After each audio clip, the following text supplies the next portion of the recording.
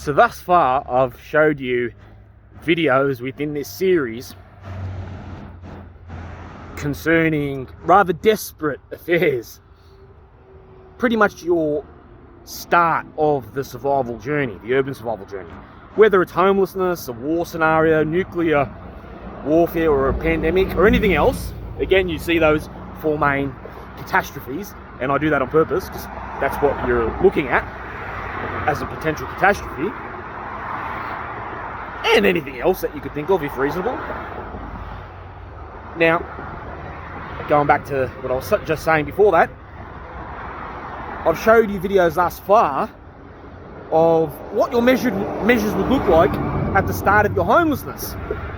You're not going to have many options available to you at first. You've got to seek out the most reasonable shelter. Now, you may find something better than what I showed you in those videos, especially after you watch all this and have a repertoire and understanding. But generally speaking, they're your first go-to options if you must. So now we're going to start to go into more, not advanced sheltering. I'm not going to show you advanced stuff in this basics course, but I am going to step it up a notch and give you better sheltering progressively. Just as I'm about to finish the breaching series with lockpicking. I'm not going to go into advanced lockpicking, just basics. Now, understand that breaching and sheltering are related, but they're not the same thing. So when I show you breaching methods, the breaching methods are to get into the shelter, whatever that is, whether it's the Buckingham Palace or a bus stop, although you don't really need much skill to walk into a bus stop. You get my point. So breaching is for the shelter. The breaching strategies is how to approach any shelter. It's that simple. But this series is not the breaching or the breaching strategy. It's what shelters you may have at your disposal, what you should be looking at in a disaster zone and how you can look at it. So this is right next to a bus stop in suburban Sydney, and you'll find many of these all over Sydney. It's bordered. Now, I'm going to imagine this does not have running water or electricity. However, every now and again, you get a nice surprise, and the place does have electricity and hot water, so you should test it anyway. But as a general rule, structures like this don't bank on there being electricity and running water. Any running water is just a bonus. Electricity is just luxury. But this is what you'd step up your survival sheltering to from what I've already showed you. I'm not going to give you the breaching strategies in this scenario. That's why I have a breaching series.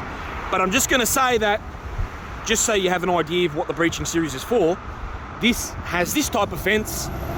So all I would do is just hang on tight, ensure nobody's watching, pretend I'm waiting for the bus, twiddle my fucking fingers, and start cutting into that.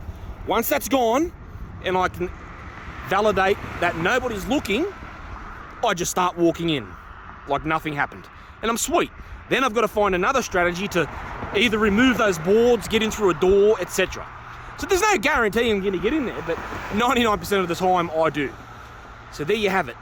That's a sufficient space for you to start your homeless journey, or whatever your fucking predicament is. If this was a world-ending scenario, this is actually more ideal than a house in the suburbs, a general house, a nice two-story house with electricity and water and all that, because this is non-conspicuous. People aren't going to go, oh, look at that, let's aim for that in a war scenario. It looks like it has nothing to offer. So in a blown-out urban catastrophe, people are going to go looking for shit like that. Oh, look, brand new house, no car. Fuck yeah, there's a fridge there. They're not going to look for this. So in that regard, these are your desirable shelters in a non-homeless catastrophe. Shit like this on the fringes or on the main road. This is what you're after in a war scenario, an outrageous pandemic, a nuclear war, although you should be trying to go for the bunker or nuclear bomb-proof structure. But if that was not possible, you'd go for something like this and just start boarding the fuck out of it and using nuclear-proof principles, which you can do the research for. And obviously that's way out of the blast radius, and those principles are pretty good. Those books usually give you an idea of types of walls you need, the thickness, etc. And you've got a whole vast options, but the bunk is always better. You're looking for stuff like this. This is fucking bread and butter for homelessness. You'll just get straight in quite easily, without a shadow of doubt. Well, I shouldn't say that. There may be a little doubt,